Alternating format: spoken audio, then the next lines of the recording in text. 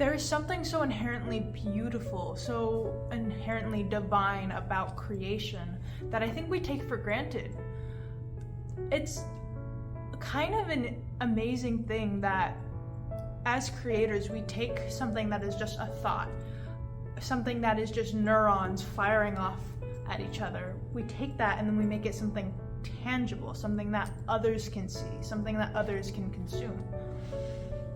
And I think it's something that we need to remind ourselves as creators that ultimately what we are doing is phenomenal. Even if it's not like artistically skilled or it's not exactly what we want, the fact that we created it in the first place is inherently beautiful.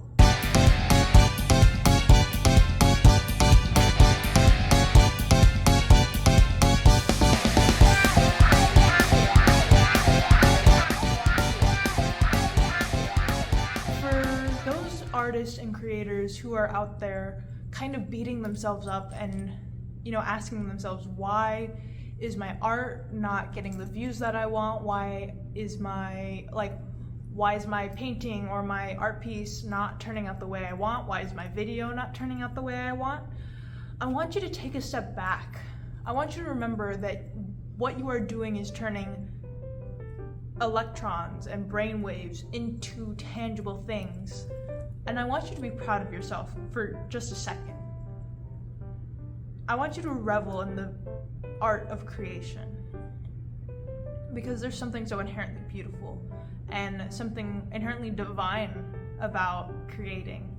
A problem that we have in society, and you've probably heard it before, is instant gratification and our reliance on instant gratification. We live in an attention-based economy, meaning that our attention is something that is valuable both to big companies but also to small creators.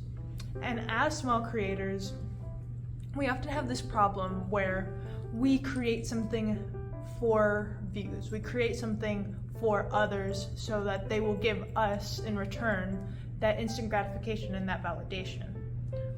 And so what tends to happen is that we create and then it doesn't get the views or the likes that we want, and then we suddenly feel like we are bad artists, that we are bad creators, because other people are not validating what we have done. And what has become a massive problem is like the skewing of views, of validation. Because when you put it into perspective, if your video only got 28 likes, you may be disappointed. But in perspective, if 28 people came up to you and said, hey, I really like your work, I really like what you do, you'd be kind of amazed, you'd be kind of astounded. When you put how many views and how many likes you get into perspective, it kind of detaches that reliance on that instant gratification and that validation. It kind of reminds you of like where you're at and kind of where society is at as a whole. In talking about this, we have to find a way to combat our need for instant gratification and our need for attention.